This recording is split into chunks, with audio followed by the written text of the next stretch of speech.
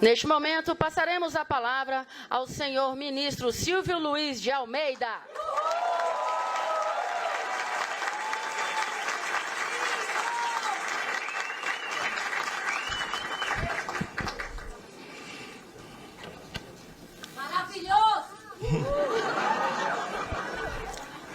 Bom, bom dia a todas, bom dia a todos, uma alegria imensa. Acho que qualquer coisa que eu pudesse dizer não seria suficiente para descrever esse momento. Esse momento é um momento de festa, um momento de alegria, mas é um momento também que a responsabilidade que eu assumo por conta da confiança que me foi dada pelo presidente Lula se tornam bastante visíveis, bastante concretas. As expectativas, inclusive, para os meus secretários e secretárias entenderem o que nos espera. E eu acho que vai ser coisa muito boa, vai ser coisa muito boa, vai ser uma luta, vai ser um bom combate. Então, eu quero fazer alguns agradecimentos iniciais. E eu quero começar agradecendo as pessoas que aqui vieram, mas eu também quero agradecer e muito as pessoas que aqui não puderam entrar. Nós não imaginávamos que tantas pessoas pudessem aqui se dirigir nesse dia de hoje. E eu digo que isso demonstra, acho que inclusive para o nosso governo, o governo que eu tenho a honra de integrar a partir de hoje, como a questão dos direitos humanos ela não pode ser uma questão deixada de lado, ela é uma questão central, ela é uma questão que interessa a todos nós. Eu quero falar um pouco mais disso ao longo da minha fala. Eu não posso deixar também de cumprimentar as autoridades aqui presentes, cumprimento os congressistas e quero também, repetindo a minha amiga, a minha colega, ministra Maria do Rosário, aqui também eu agradeço profundamente pelas palavras tão bonitas. Eu quero agradecer as autoridades, os congressistas, e faço por meio da deputada Benedita da Silva, e cumprimentando, eu quero cumprimentar a todos os parlamentares que estão aqui, eu vejo muitos, amigos, amigas que aqui vieram, então sintam-se abraçados, eu me sinto muito prestigiado com a presença dos meus amigos e dos parlamentares e os deputados. Quero cumprimentar os senadores, também aqui presentes, as autoridades do judiciário que vieram. Eu faço esse cumprimento na figura de duas pessoas que muito me honram por estar aqui. A ministra Maria Tereza de Assis Moura, que eu chamo de professora, porque eu acho que ser professor é o título mais bonito que nós podemos carregar. Eu sou advogado, sou agora ministro de Estado, estou ministro de Estado, mas ser professor é a coisa que eu mais tenho orgulho de ser. Quero agradecer também ao Judiciário brasileiro na figura do meu amigo, ministro Benedito Gonçalves. Obrigado, ministro, pela sua presença. Agradeço também meus colegas de ministério, com quem eu divido a missão de reconstruir o Brasil, muito mais do que reconstruir, construir um novo Brasil. Um Brasil em que todos nós possamos caber. Então, todos meus colegas ministros, não quero nominá-los um a um, todos são muito importantes para mim, todos me honram com a presença. Então, quero agradecê-los e agradecê-las pela presença aqui. Muito obrigado, muito obrigado. Agradeço também aos servidores do Ministério dos Direitos Humanos, da Cidadania, que tanto se empenharam, tanto resistiram nos últimos anos. Quero dizer que vocês não serão esquecidos, não estão esquecidos. E que eu respeito e valorizo profundamente tudo que vocês fizeram, mesmo nesses anos tão sombrios. Vocês têm o meu apoio. Saibam disso. Vocês têm o meu reconhecimento. Têm o meu reconhecimento.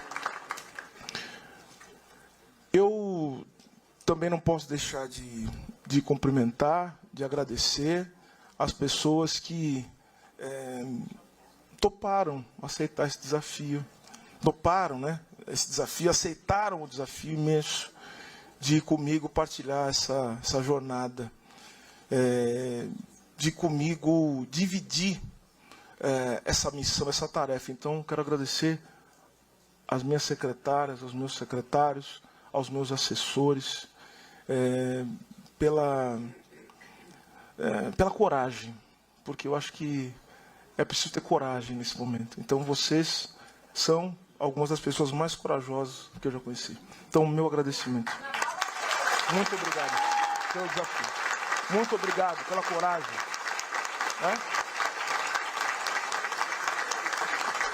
Eu não vou esquecer também de agradecer, falei da Rosário, com quem eu muito aprendi no governo durante a transição, mas eu quero cumprimentar a todos os ex-ministros, as ex-ministras, porque para mim seria muito importante receber esse cargo, essa incumbência da mão de pessoas que respeitam a democracia, da mão de pessoas que respeitam verdadeiramente os direitos humanos.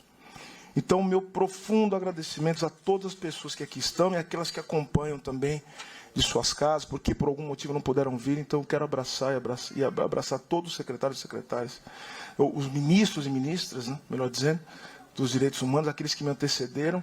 Sem vocês, isso não seria possível. Sem vocês, eu aqui não estaria. Então, muito obrigado por tudo que fizeram e tudo que ainda fazem pelo Brasil. Tudo que ainda fazem pelo Brasil. Pois bem,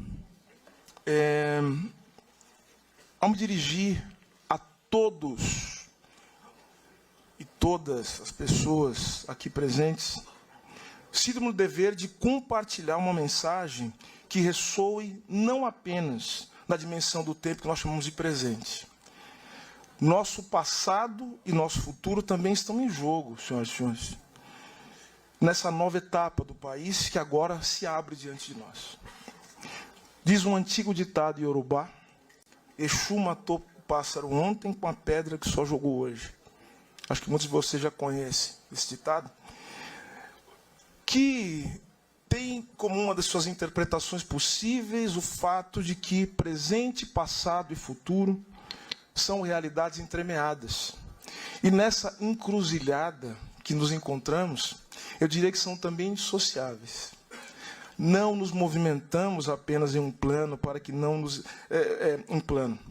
E isso é importante dizer para que nós não nos esqueçamos jamais da grandiosidade das nossas lutas. Nossa conexão é com passado, presente e futuro. Nós estamos vivendo nesse momento passado, presente e futuro. Portanto, eu quero aqui deixar uma mensagem que se dirige a cada um de nós e que possa repercutir nessas três dimensões do tempo. E com isso eu quero falar também do que esse ministério será. Minha primeira mensagem, portanto, é o passado. E lembre-se, eu falei de passado, mas quando eu falo do passado, eu falo daquilo que somos, daquilo que podemos ser. Não é o passado que nos aprisiona, mas o passado que nos serve de catapulta em direção ao presente e também nos lança em direção ao futuro. Portanto, minha primeira mensagem é a reverência, a luta por memória, verdade e justiça.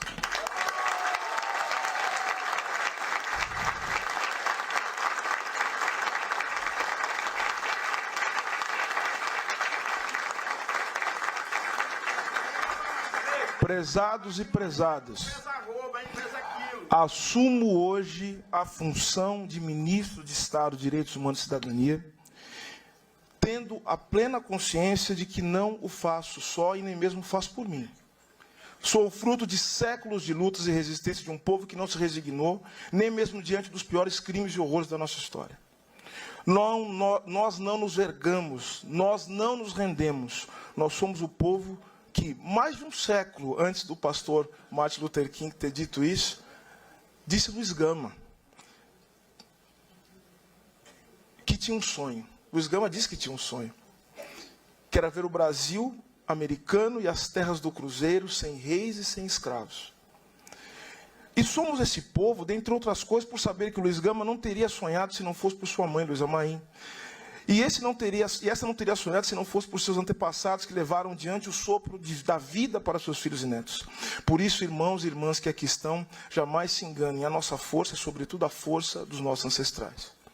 Nessa força que também me habita, carrego comigo, com meus irmãos e irmãs, as dores, as alegrias e, sobretudo, a luta e a força de um povo que, apesar de tudo e de todos, sobreviveu e ainda sobrevive.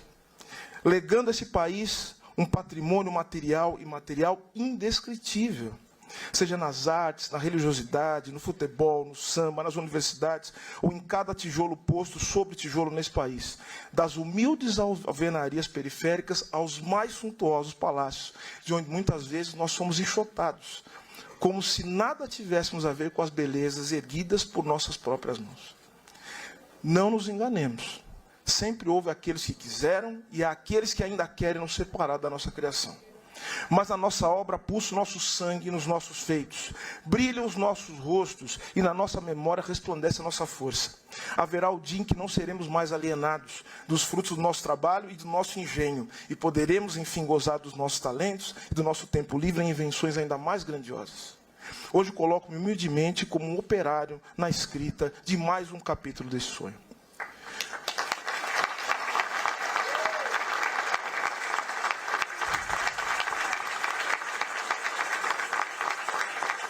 Para tanto, eu peço licença e trago comigo meu pai, minha mãe, um homem e uma mulher pretos que, nas suas humildades e sabedorias,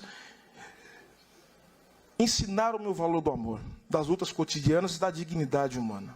Trago também meus irmãos, meus tios, meus sobrinhos, meus primos, meu primo está ali, querido, Cachito, minha companheira Edneia, né? Sem ela nada disso seria possível, está ali.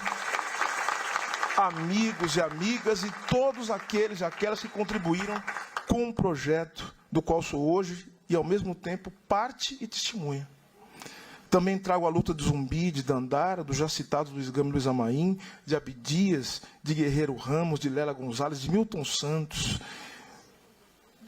de Marielle Franco, de Pelé, que foi ministro de Estado também desse Brasil. E tantos outros e outras que permitiram que eu aqui estivesse hoje, um homem preto, ministro de Estado, a serviço de uma luta que um dia também foi deles. Não posso dizer que suas lutas não serão esquecidas, até porque não se esquece daquilo que está presente. Mas posso e quero dizer que as suas lutas serão honradas por mim e pela minha equipe que aqui está. Nesse espaço pelo qual torno-me, a partir de agora, o maior responsável. Isso significa, dentre outras coisas, não esquecer as lições da história, das lutas contra a escravidão, contra a fome, contra a morte pelo trabalho e pela moradia dignos. Significa não esquecer da luta daqueles que foram presos, torturados e mortos pelo autoritarismo do Estado brasileiro. Seja no Império, na dita velha República, que criminalizava todos os aspectos da nossa existência, ou na ditadura militar, que ceifou os melhores anos dos verdadeiros patriotas, que ousaram se levantar contra a covardia dos poderosos.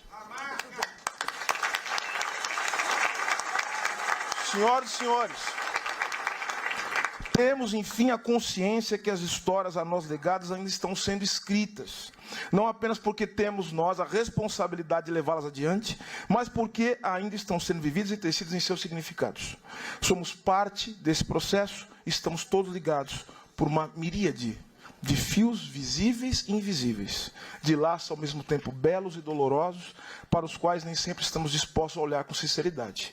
Como ministro de Estado, ouso dizer, por exemplo, que o Brasil ainda não enfrentou a contento os horrores da escravidão, como outros traumas também que se avolumam sobre nós, o que permite que sua obra, né, a obra da escravidão desses traumas, se perpetue na forma do racismo, da fome, do subemprego e da violência contra homens e mulheres pretas e pobres deste país. Assim como muitos desejam seguir em frente. Eu quero seguir em frente. Mas jamais aceitaremos o preço do silenciamento e da injustiça. A verdadeira paz será aquela que construiremos com a verdade, com o cultivo da memória e a realização da justiça. Agora eu quero falar da segunda mensagem, ou melhor, da mensagem que agora eu quero dirigir ao presente. Recebo hoje um ministério arrasado. Conselhos de participação foram reduzidos ou encerrados, muitas vozes da sociedade foram caladas, políticas foram descontinuadas e o orçamento voltado para os direitos humanos foi drasticamente reduzido. Como crueldade derradeira, a gestão que se encerra tentou extinguir, e vou dizer, tentou extinguir sem sucesso a Comissão de Mortos Desaparecidos. Não conseguiu. Nesse sentido, eu quero que todos saibam, e com isso vou contar com o compromisso do meu assessor especial, Nilmar Miranda, que muito me honra. Muito obrigado, Nilmar. É um privilégio ter você ao meu lado.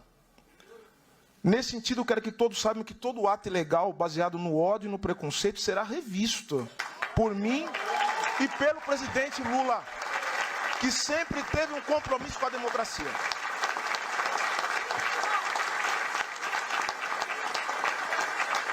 Prezados e prezadas, saibam disso, nós não permitiremos que o Ministério, criado para promover políticas de direitos humanos, permaneça sendo utilizado para a reprodução de mentiras e preconceitos. Chegamos ao cúmulo, e veja só, Bruno Renato, né? Chegamos ao cúmulo de ver a Ouvidoria Nacional de Direitos Humanos, e você vivenciou isso, meu caro, sendo usado para propagar discursos contra a política de vacinação. Não mais. Essa era se encerra nesse momento, acabou.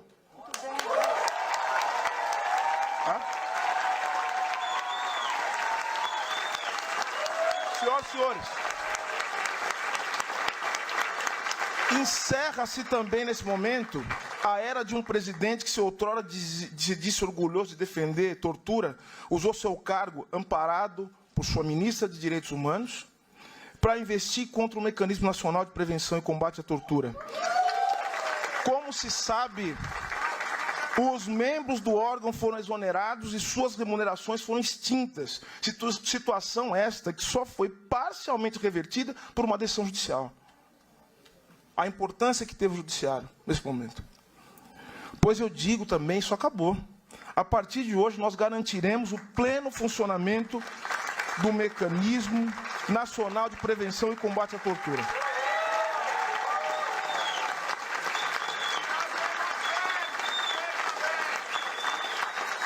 Tenho, no entanto, a plena consciência que, diante do cenário desolador em que recebo o Ministério, não terei facilidades.